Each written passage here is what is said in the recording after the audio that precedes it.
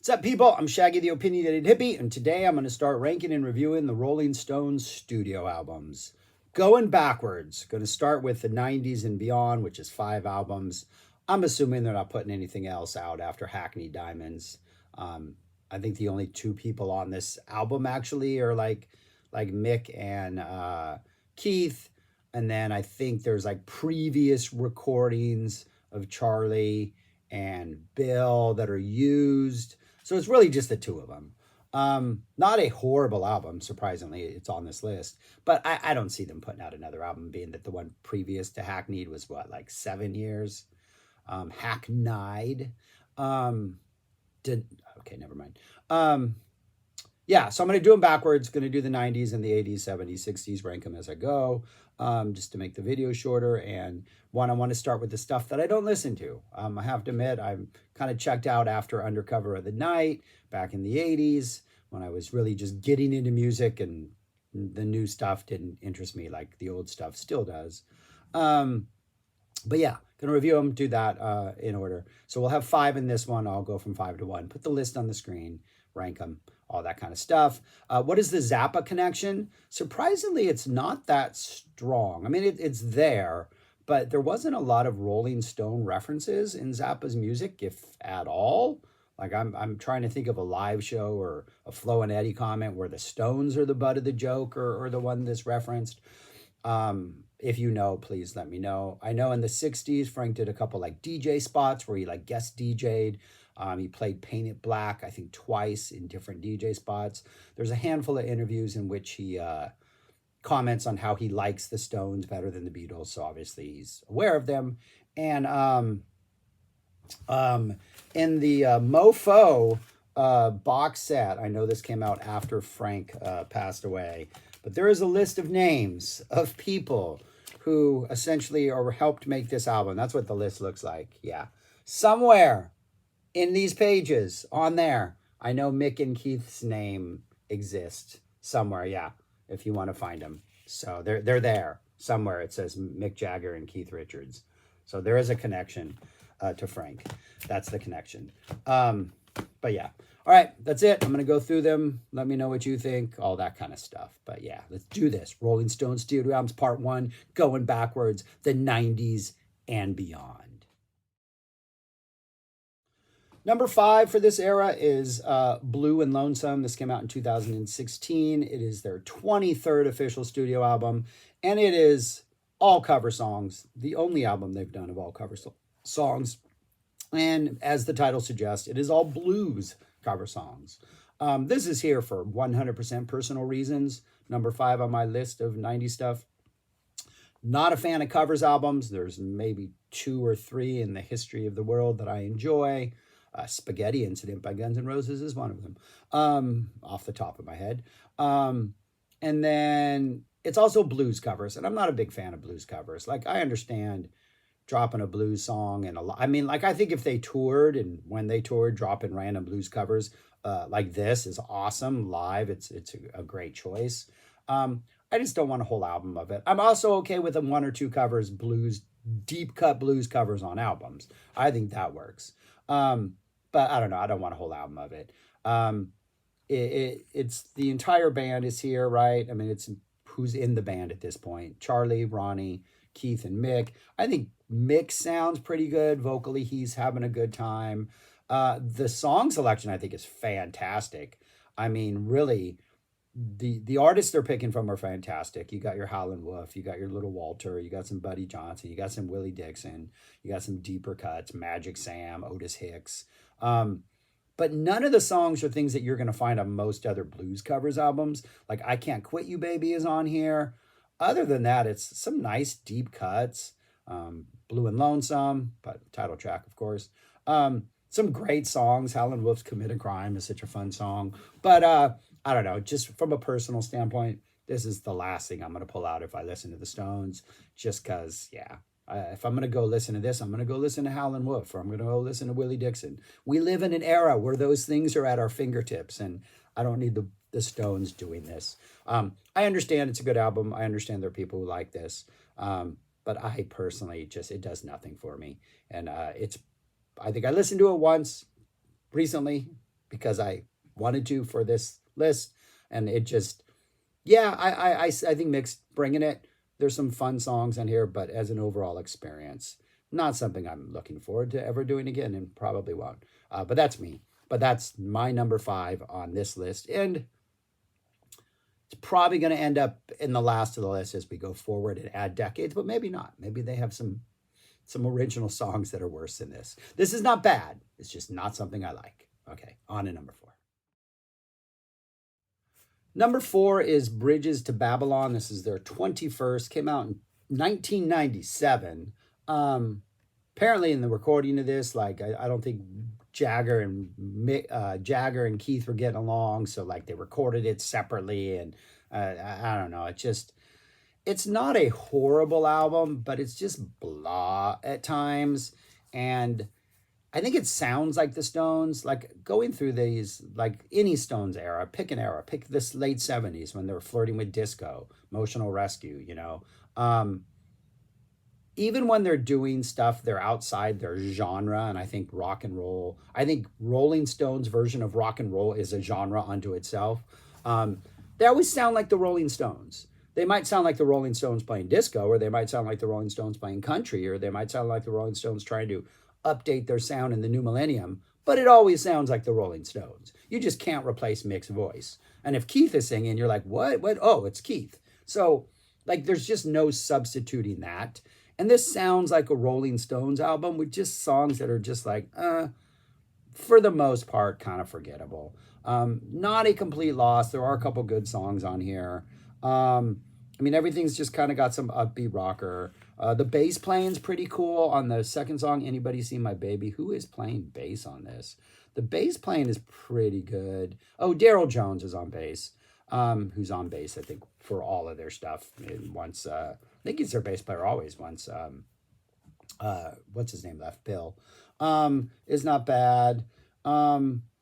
It's got a cool vibe, just got a mid-tempo rock. Anybody See My Baby? And I think that's a cover song, Katie Lang cover song. One of the highlights on here. Low Down is kind of an rocker. We got some slow stuff that comes in here. Your typical, they cover all their bases. They got their riff rocker. They got their more like angry type rocker where Mick gets a little like more aggressive in his vocals. They got the softer acoustic stuff. They're still touching all the like regular Stones bases. Gunface is kind of cool. Has a funky little vibe. Kind of reminds me of like a Tom Petty song. It's got some good energy, some nice guitar work in there. What else? You Don't Have to Mean It. We got some reggae in there, and I'm never for the fake reggae. If the song doesn't work, it makes it worse. I think that's a Keith song, or at least he sings vocals on it. Out of Control never sounds like it's out of control. Saint of Me is actually kind of a good song, kind of a nice slow song that builds to some really good energy. It's got kind of like the chorus kind of drops off and isn't as good, but I think the verses are pretty good in that. Might As Well Get Juice. Looks like they're trying to beef up their production. Has kind of a bigger sound that I don't think necessarily works. Always Suffering is kind of a chill, subdued ballad. But then Too Tight is kind of another nice upbeat rocker. Kind of reminds me of Tom Petty, some of his like kind of more heavier rocker type things. Thief in the Night is a slower kind of Keith song. And then we get another Keith song, How Can I Stop, to close out the album. Not a horrible album, but a lot of this is just kind of, it's the Stones just kind of, treading water in the late 90s with a couple good songs. But that would be my number 4, Bridges to Babylon. Number 3 is their most recent release, their 24th album, Hackneyed Diamonds. Came out in 2023, about 7 months ago now, late October. I went back and forth on number 2 and 3 on this list for a while because this is a surprisingly strong showing, I thought. And it actually has one really, really, really good song on it that's like, that's actually a really, really good song. It's got a lot of guest stars, and I think the guest stars bring out some of the best in them. Paul McCartney is on here on a song called Bite My Head Off, and he's got just this nasty sounding bass groove in there. It's kind of an upbeat, angry type rocker, almost has some like Pearl Jam energy in it. And there's a moment where like the bass just takes over and Mick's even like, bring it, Paul, or show him what you got, Paul, or something. It's actually a pretty good song. And then the penultimate song, which should have been the last song, Sweet Sounds of Heaven. Lady Gaga's on here. Stevie Wonder has some like organ work on here, or like keyboard work. It's like sort of this really grand ballad that just kind of builds and builds and builds. It is a fantastic song. Like it should have been the last song on the album. It's the second to last, and then the last song is a cover of a Muddy Waters song that just they should have been switched. It's like a 2.5 minute song. Throw that 2.5 minute song on there, then end with this beautiful, gorgeous, uplifting ballad. Like I almost put this at number 2 because of that song and because of Bite My Head Off. I really think those are good moments. But then there are things where like early on, the opening track, Angry, which is kind of just your typical, Stones rocker. It just, the production sometimes with these later Stone stuff is just too overproduced and big sounding and just, I don't know, it's too manufactured. And Jagger's singing on that opening track, I don't like. Almost sounds like he's whining. But yeah, a lot of like salty language on here, like Jagger's still trying to prove that they're this tough rock and roll act from the 60s. So I find that kind of endearing. It's definitely, this album is much better than it should be. Get Close is kind of a good song until the saxophone drops in there. And I'm like, I don't need no saxophone. Maybe it's a trumpet. Some brass instrument jumps in there that I don't need. We get a couple good songs. Depending on You has this nice kind of acoustic vibe for a while. That's kind of good. A nice chorus. Probably the best song of the first 3. And then Bite My Head Off follows, which is kind of really good. Paul McCartney is good on this. Later on, we get a song called Dreamy Skies, which is kind of lyrics about being off the grid and like getting away from modern technology. Kind of a nice acoustic-y little vibe with some acoustic slide on there. Just an overall kind of good, enjoyable song. Mess It Up kind of has that start me up kind of riff rock energy.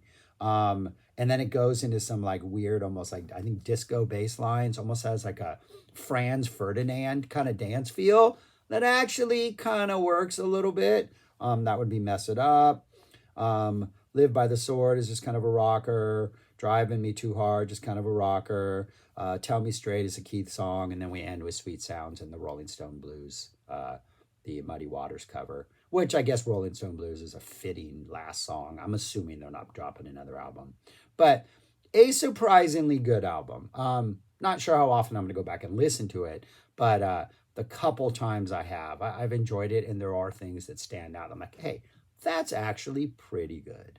But that would be my number 3, Hackney Diamonds. Number 2 is A Bigger Bang. Their 22nd came out in 2005. This, I think, is just slightly a little more consistent than Hackney Diamonds. It's got everybody on it. Jagger, Richards, Watson, Wood. At this point, Daryl Jones on bass, Keith Lavelle on piano, Matt Clifford on keyboards, a percussionist, Lenny Castro, background vocals, Blondie Chaplin. I just think it's more consistent. It's the Stones doing the Stones. You got some rockers, you got some acoustic-y stuff, you got some ballady stuff. But especially like the last third of the album, like I think it's pretty good up till like the last third with a couple kind of good songs. And then the last third of the album is just kind of fun and all over the place and just a more consistent listen. But I think with Hackney Diamonds, I think the two are kind of almost comparable. Opens up with Rough Justice, which is just sounds like the Stones, the slide infused rocker, man. It's just what you expect from the Rolling Stones. Then we get Let Me Down Slow, which is kind of a different sounding Stones rocker. They're kind of switching gears, but just giving you another version of what they do, but with a nice melody, some nice slide guitar. Streets of Love kind of slows it down a little, as you would suggest the title would. Before that is It Won't Take Long, which is a nice rocker. Rain Fall Down. Nice, cooler vibe, a little bit funkier. That's a pretty good song. That's the 4th song on here, between It Won't Take Long and Streets of Love. That's kind of a good song. Then you get a bunch of kind of like, You get some rockers, you get some harmonica action. Biggest Mistake, you get a nice breezy poppy type number. This Place Is Empty is a nice Keith song, a slow Keith song, that sort of sparse Keith songness that he does so well. Get a couple more rockers and No, Oh No, Not You Again and Dangerous Beauty. All just pretty consistent stuff, none of it bad. None of it great, but I don't think it's boring. But then when you get to the last like 5 songs, I think the last 5 songs are all pretty interesting. Laugh, I Nearly Died, kind of a nice slower song, really good. Sweet Neocon, despite the completely outdated lyrics, we get a Halliburton name drop in here. It's just like this nice riff rocker that's actually pretty good, that just builds up momentum as it goes and kind of gets better. And by the end of it, you're like, okay, that was kind of good.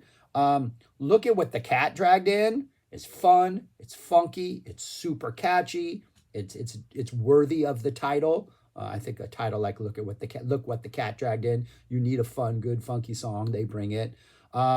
Driving Too Fast feels like you're driving too fast. This is a song I want to drive to now. And then the last song, Infamy, nice, slow, cool groove. Kind of another Keith track, just kind of nice, doing that Keith groove stuff.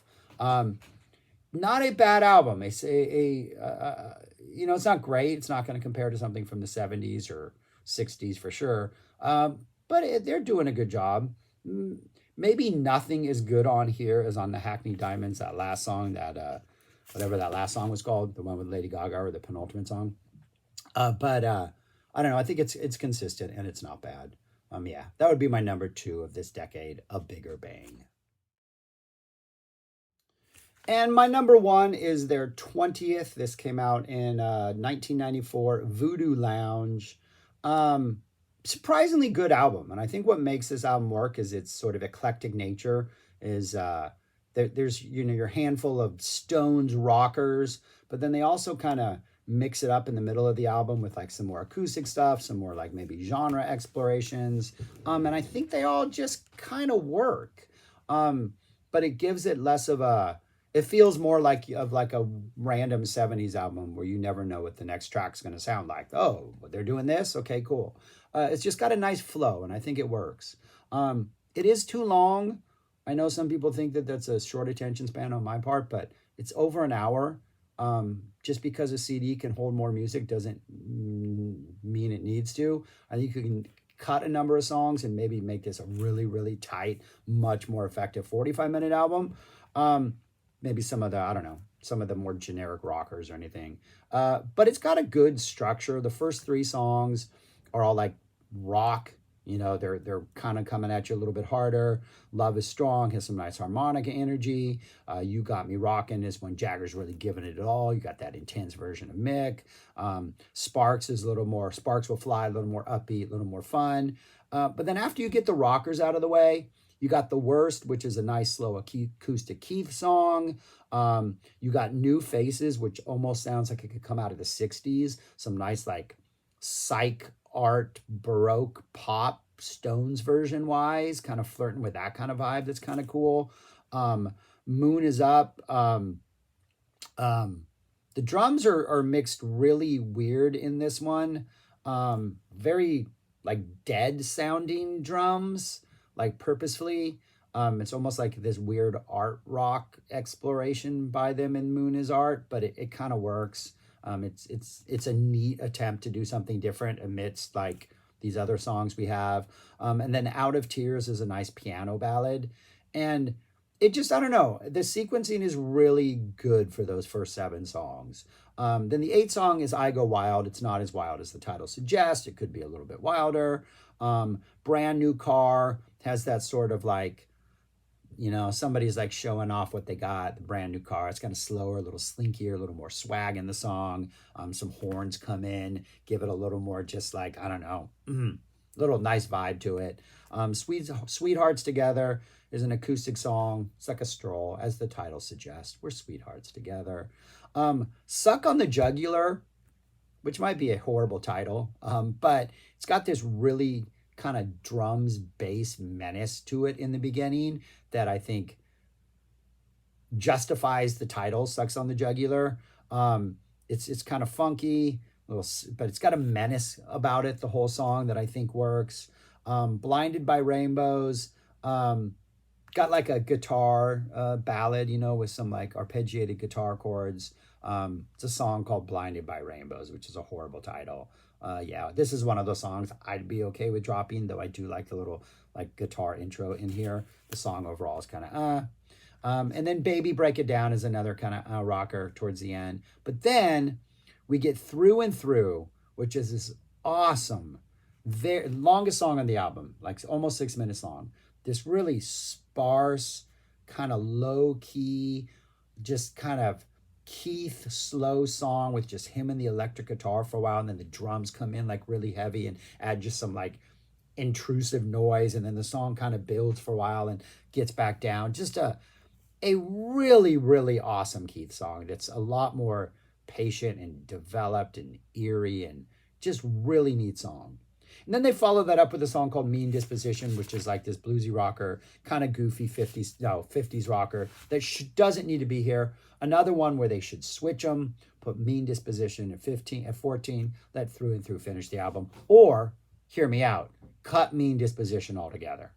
So, yeah, it's got some weak tracks, as all these albums do. But the early half of the album I really like, and there's a couple great songs in the latter half of the album. I just think, yeah, this would be my favorite from this era, would be Voodoo Lounge, their 20th. Their 20th. And that is what they look like in typewritten form. The last 5 albums, I'm assuming Hackneyed is going to be the last one they do.